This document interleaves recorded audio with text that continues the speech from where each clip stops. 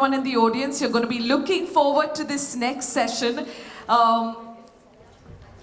We've come to the end of our breakout sessions, and while the rest of our delegates join us from level 1, we'd like you to put your hands together. A huge shout out to Eurokids for setting up the complimentary daycare facilities, and more importantly, their vision and commitment to making it work for the working mum. So everybody, put your hands together for Eurokids. I don't know how many of you came on over with your kids, but thank you so much, Eurokids, for supporting us. We thank them and for helping us send this strong message and signal to everyone. We stand for the and, not the or. So, well, we can have both, right? We now move forward to that session, to that one-on-one chat that I was talking about with a lady that all of us love. She is a recipient of various prestigious corporate awards, such as the 40 Under 40 Award by Economic Times and Top 50 Most Powerful Women in Business by Business Today. She is passionate about improving women's health in India and promoting entrepreneurship. She has launched a unique YouTube talk show on women's health called Uncondition Yourself with Namita. She leads Thapar Entrepreneurs Academy that teaches entrepreneurship and is part of the global television show Shark Tank India. And if that wasn't enough, she is the executive director of MCure Pharmaceuticals, a global pharmaceutical company headquartered in Pune with a turnover of 6,000 crore rupees. Please join me in welcoming on the stage Executive Director, MCure Pharmaceuticals. With us today, Namita Thapar. And keep the applause going, because to join Namita Thapar on stage, hosting this chat is Managing Director, Lighthouse Advisors. You saw her before, you're going to see her again. Give her a much louder applause, Rochelle D'Souza. Well, this is a session we're looking forward to. Remember, the Q&As continue. You've got to download the app and post your questions. Ladies.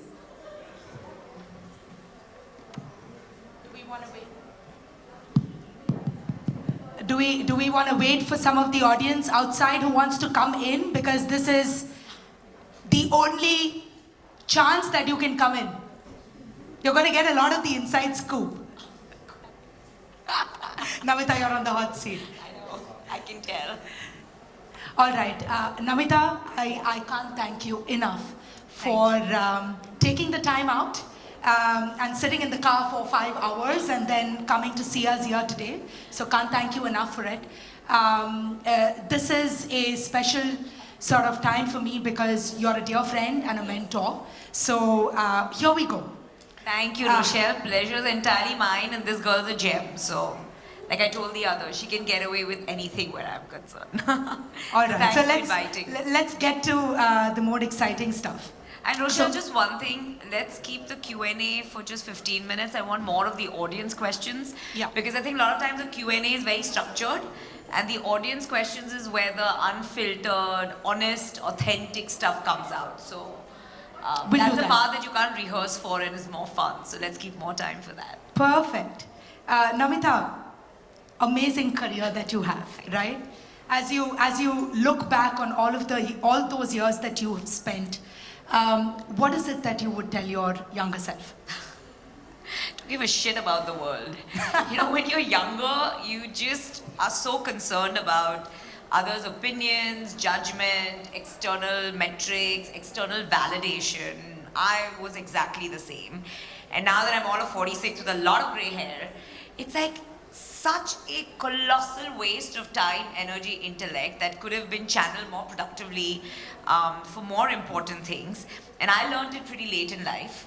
So I would really urge everyone here, because the average age is much younger, to start a lot earlier, because it's directly correlated to your success and your productivity. And I was just telling Rochelle and a few others earlier that the amount I got trolled in Shark Tank. So season 1 was all about ye meri expertise nahi hai, why is she even on Shark Tank? She has expertise in nothing. To season 2 was all about I was the Ananya Pandey of Shark Tank, nepotism. Baba ki pari, where's your Porsche and all that. And they were like, hashtag bad mother. And I mean, it just got trolled like crazy for stuff. And it's only because, thankfully, before getting on television, I reached that stage of being extremely thick-skinned and not giving a damn that I could survive this. But my point is that regardless of whether you're on television or you're not on television, you're going to get a lot of judgment and a lot of people who are going to try to pull you down. And unless you have the strength to say hell with the world and just believe in the inner voice within, you're not going to get to really unleash that potential inside. So that is the number one regret I have in life, that I got to that stage too late. And for you to get to that stage, you did get to that stage, right? Were there instances or were there people that helped you get to that stage? Or was it just really the hard stuff that sort of gets you there? I mean, have people helped you along the way? You know, it's a combination of both, and I'm glad you asked this question. So along the way, about a year, few months back, I wrote a book called The Dolphin and the Shark, which talks about balancing empathy and aggression. And in that, one of the chapters I've written about is the role of mentors. And for me, I have 3 mentors, and they have been phenomenal for me. So I would urge all the women here to look for mentors. They don't necessarily have to be in private equity or finance. They could be completely unrelated to the business that you're in. I've cold called on people before I became a known face and nobody knew me. And people have accepted. So sometimes we're just too afraid to ask. And that's the number one advice I'd like to give, that be shameless. And that again comes back to the whole don't give a damn about the world. When you're not worried about rejection or don't take the no personally, you become shameless about asking. And you're like Karthik said right now, the ratio is 2:100. 2 out of 100 are going to get funded. If you go with that expectation, then the 98 who reject you, it doesn't matter because you go with that expectation, right? So anyway, coming back to mentors, I cold call mentors. I've got 3 mentors. You can be absolutely your vulnerable self with them. You know, probably my father and husband told me you're an idiot, I wouldn't listen to them, even if they gave evidence. But if the mentors told me you're a complete idiot and this is why, you listen and you can be your raw, vulnerable self with them and have some very, very deep, honest conversations. So for me, reaching that was a combination of, you know, when you get a lot of crap thrown at you in your life, both at a personal and professional level, at some point you're just done with it. You know, you just want to show the finger to the wall. Sorry, but you do. And then a mentor comes around the same time to make you aware that why are you putting up with this crap? Just do what you want. You know, what's the worst that's going to happen? You're going to fail, but at least you'll have that satisfaction of knowing that it was your decision. You did it your way. Just think of worst case, and even the worst case isn't so bad, then go with the flow. So I think it's a combination of a lot of crap happening to you in life that you really get fed up and irritated with, and somebody who, like, you know, they say the universe conspires to make things happen.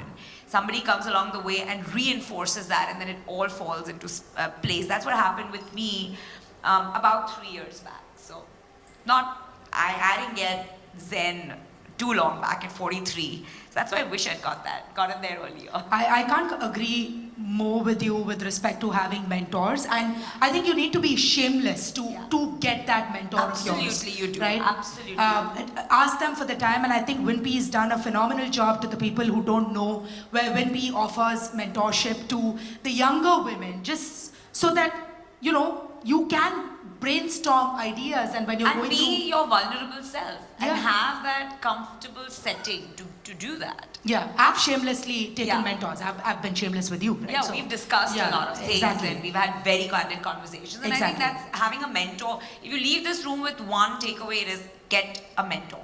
I have 3, try to get 3 if you can. Namita, I'm going to dig a little deeper now. So you mentioned this phrase of Papa Ki Pari and stuff like that, right? Yeah. Now, your dad started the business, and a very, very successful pharmaceutical business has been private equity funded. You joined the business. Now, as somebody who was growing up in the system, now you've reached where you are, but as you were growing up in the system, how easy or difficult was it for you to make your place in that MCure, fraternity, as, a family member, but you were trying to create a place as a professional? How easy or difficult was it? Firstly, I have to I've just put some statistics out there that 80% of India's GDP is by family-owned businesses. And we're the third largest country if you look in terms of count of family-owned businesses. And still, you know, the second, third gen gets called nepotism. So I find that extremely hilarious. And I really look at those people and say, you're really dumb, you know. I mean, are you trying to say that the second and third and fourth generation are not creating value? So a lot of times they'd be like, she's not a founder, why is she on Shark Tank? And I'd be like, more power to you, man. So, you know, it's not just the outside world, even within the company, this was a thinking. So I got my chartered accountancy at 21, and then I went abroad to do my MBA, got into Duke University, worked in healthcare companies for 6 years, and then came back to my father's company. So I thought, oh, great, you know, I'm a CA MBA, and I have this fabulous career path in the US. So this red carpet's going to be rolled out for me. And I was so wrong because Dad had a bunch of these old-timers who wouldn't listen to a damn thing that I suggested. My own father was very worried about me joining the business, and I even remember when I wanted to transition from CFO to the India business, he said absolutely no, because you've never done sales in your life. And I said, if I've never done it, give me a chance, and you know, let's. So you had to struggle to get 3 years. He took 3 years to give me the India business. And in those 3 years, I did everything. First, I went with a lot of evidence. So I started a whole Salesforce automation team in confidence in my CFO office and showed him results. That see, this is what I can do with data analytics and marketing. I'll be a good India head. Didn't listen.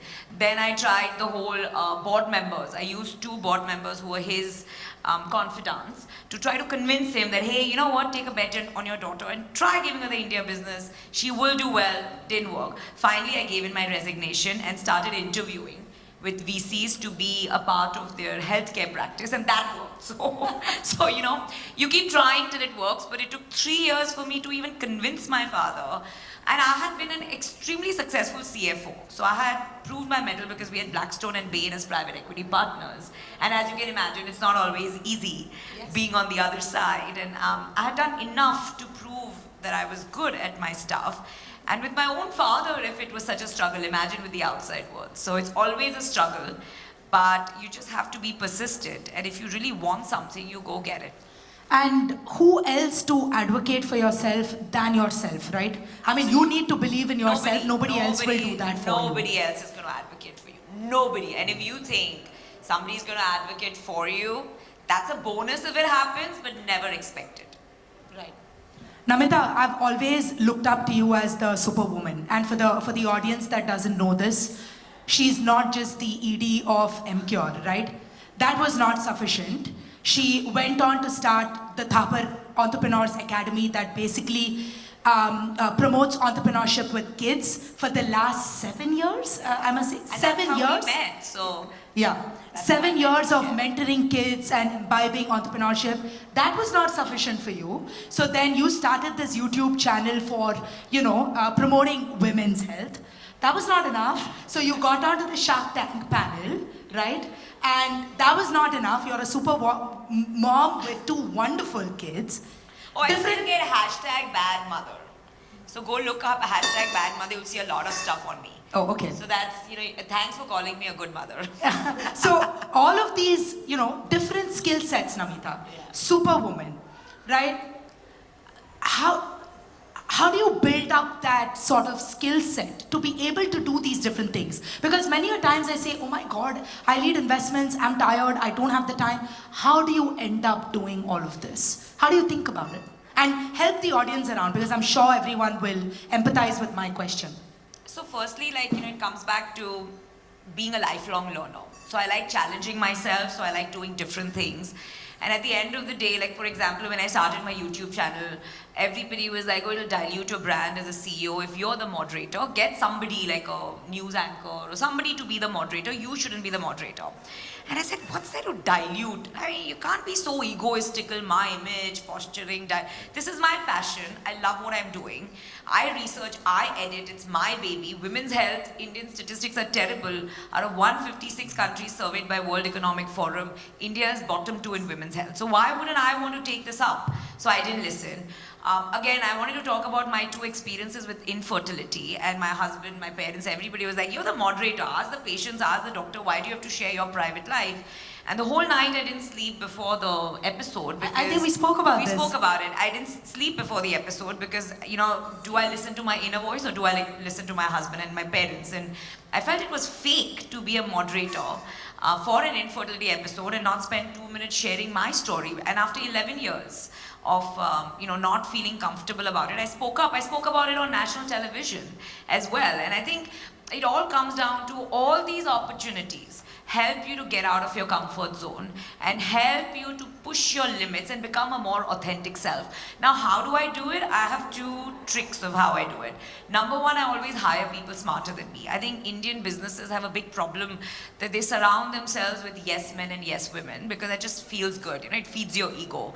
And I think that's their downfall. When you hire people who are way smarter than you, they call you an idiot, they challenge you, they fight with you, there's a culture of dissent, and you know, that's when you grow as a person. So because I have incredibly smart people working for me, I can delegate a lot and that frees up my time to do more things. So I think it's a win-win. I find I get called an idiot by them very often, but then look, they do so much of my work and I can do other stuff, right? And then the second thing is, again, very late in life, through a mentor, I learned the power of just silence and meditation. So on a regular basis, I'm Basanti. I cannot stop talking. I have so much to talk, and I think that zest in life, that childlike wonder is important. You know, I do masti, I have fun. And again, that CEO image of, you know, sitting a certain way, talking, hell with that. You know, you don't have to be serious to be taken seriously. Let your credentials, your sales, your resume talk for yourself. Be who you are. The world will adjust. So I'm my unfiltered Basanti, whether it's on television or in real life. But what I did learn is meditation is very important. And a lot of times people feel that, oh, you know, 60 plus ke baad, when you retire, tab ye sab karenge. And that's so stupid.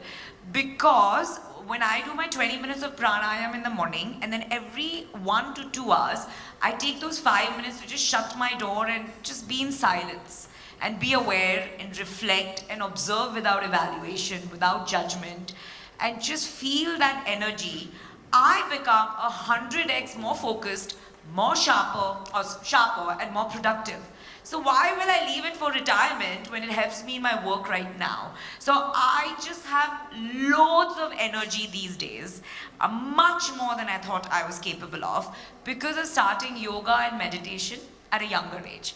Same thing with your diet. When you really take care of your fitness, both your mental and physical, it can have exponential impact on your energy level. So when you have a lot of energy, and when you have super smart people to do your work, you can do a lot more than you thought you were capable of.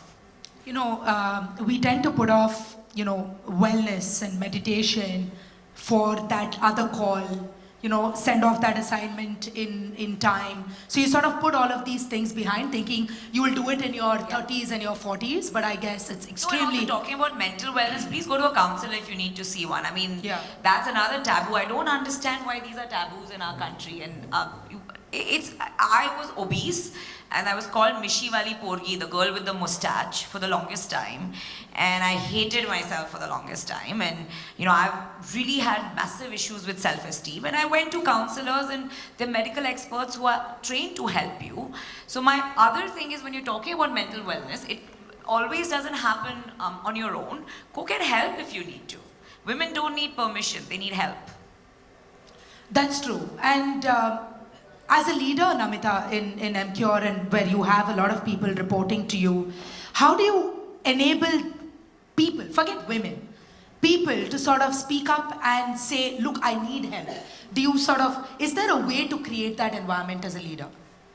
I think the number one thing, which again comes back to sort of the meditative, spiritual, personal evolution, is our biggest enemy to self-growth or to really getting results is ego. Why do we not ask people for help? Because there's that ego, right? That, oh, I should be perfect and I should posture myself as a perfect woman. And it's stupid. Nobody's perfect. I think it's better if we talk about our imperfections. It's better if we talk about our flaws. It makes us more relatable, more human, I think much cooler. Yeah. You know, like I'd much rather talk about my facial hair and my mental health counselors and my infertility and how I fought with my father, the issues I had with my husband. And a lot of those imperfections, then I would about, oh, I got this award and I got this and I did this YouTube channel. I mean, hell with that, you know. So I think the first thing is get rid of that ego. You'll be a lot more comfortable going and saying, hey, I feel really stupid, but I don't know how to do this. Can you help me? And, you know, I'm 46 and I have no qualms about going to a 26-year-old on my team and saying, can you please help me with this? In fact, a funny story in Shark Tank. When I would come every day, there's this 26-year-old obnoxious guy that I've hired. He would rate me every day. Rate the episode and rate me and tell me what he disliked about me. So he'd be like, Kal ke episode, madam, you were 5 out of 10. I said, why? Because you did this, they were very stupid. So those are the kind of people you should be comfortable around and the rest falls in place. And I told you how many times I've been dumb on Shark Tank. Like they're trolls. Remember the one I was telling you? You want to narrate one of those, There was please? a tea company and you know they were doing this dip tea like, and I said, "Arey, mujhe to sirf dudh wali chai pasand hai." And then towards the end, I said, "I'm out." And before saying I'm out, I said, you know, आप है ना compete कर रहे हो मेरी cutting chai, मेरी कुल्हड़ वाली chai. And then I did this. मेरी दूध वाली चाय के साथ. I didn't realize I did this. I'm just a very animated person. And that thing, मेरी दूध वाली चाय, went viral with like 12 million views and some like 30,000 comments on मुझे भी चाहिए आपकी दूध वाली चाय. And I've done mad stuff. You know, I was telling her there was this long glass. I don't drink alcohol. So this is a really long cocktail glass with this big ice. There was an ice company that came to pitch. I look at this, ये कितना लंबा है. I'm doing this कड़क कड़क कड़क कड़क कैसे आवाज आ रहा है. So I've done dumb shit because I really don't give a damn, you know. And my mother's very proper. She's one of those very proper women, you know, sit like this, talk like this. In fact, funny story, I'm very loud. I don't even need a mic and I have a very husky voice. So when I was younger, she made me learn these harmonium and she made me sing, you know, आवाज थोड़ी पतली हो जाएगी तो कोई शादी करेगा इससे. So that's the kind of mother I had. Sit like a lady and all that. And here I go on Shark Tank and there's a pitch where they're selling gear for camping and there's a long stick that you can electrocute bears with and also a smart stick. And I look at it and I say, अरे ये तो कोई misuse भी कर सकता है जैसे कि अपने husband पे, you know. My mother's like, did you say that on national television? And I invested in an underwear company where we were standing with a wall of underwear and she's like, आंसू कर यूँ ते, you know. And then there was another company where it was called Dobi. And Dobi in Gujarati means stupid. So I asked the guy, I'm like, why would you name your company Dobi? And he was a Gujarati.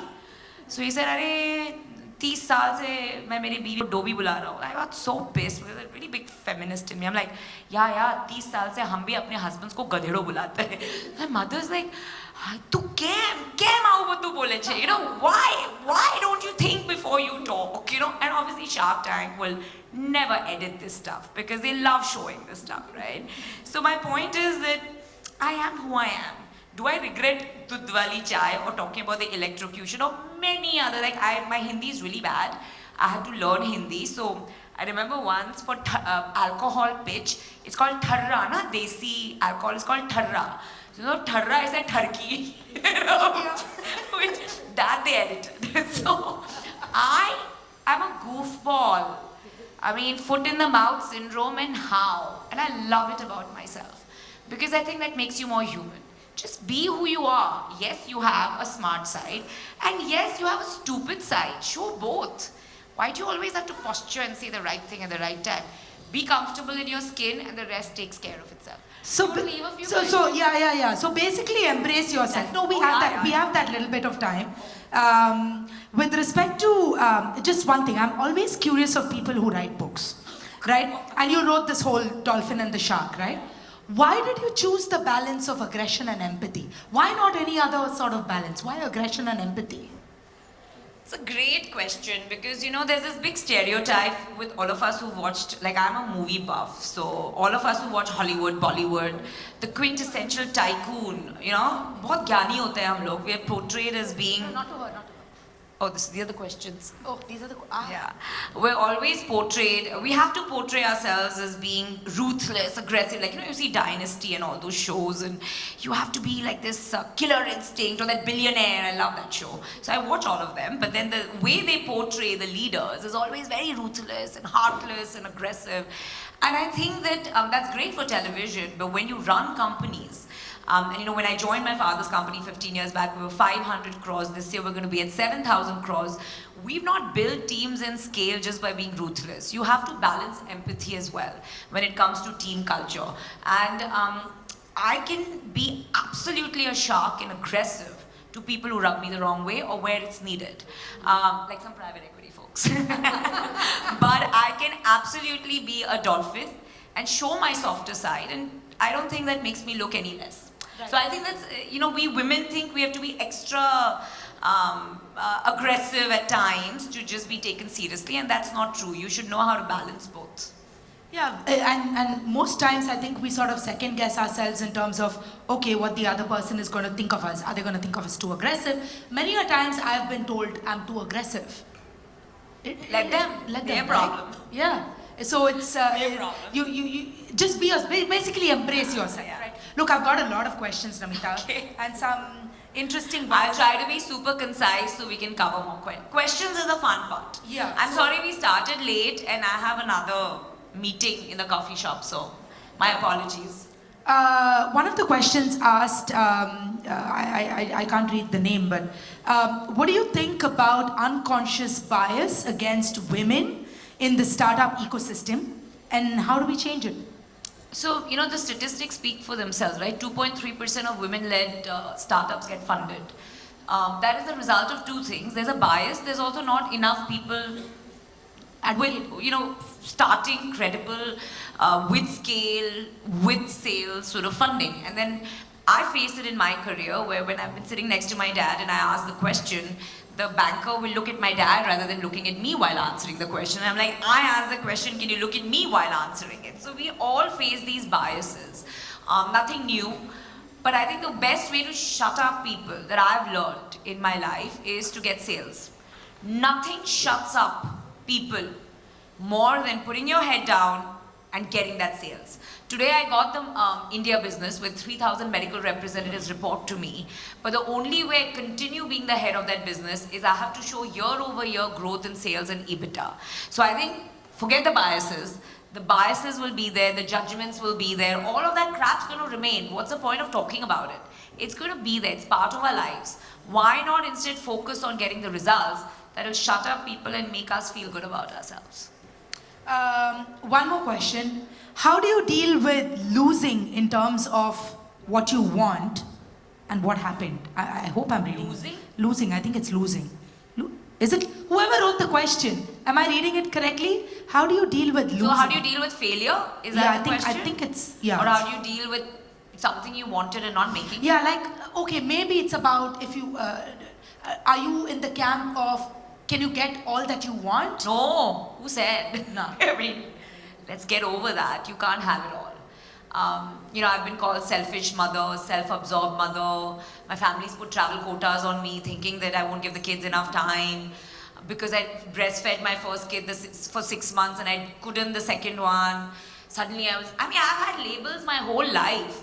So what are you talking about having it all? No one has it all. And now when, I have a family business, then I get trolled on Shark Tank saying, "Arey, ye to founder thodi hai. Ise kya pata?"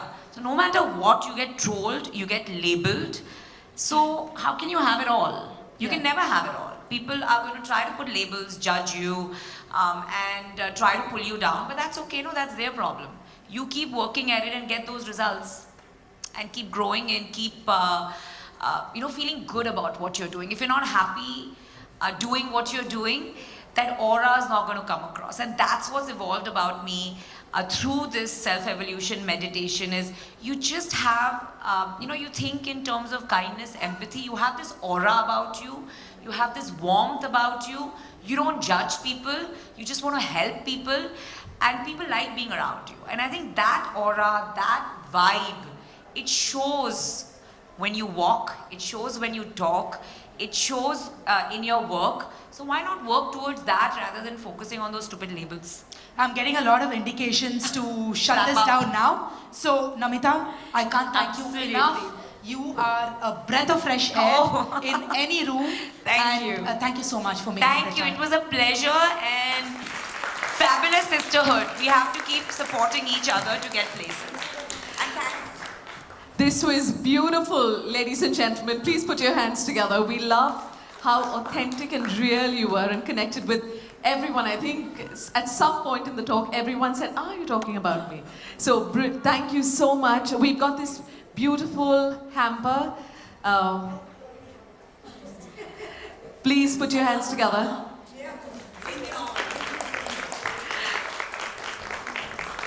Thanking our Wimpy ambassador for doing that favor. Thank you very much.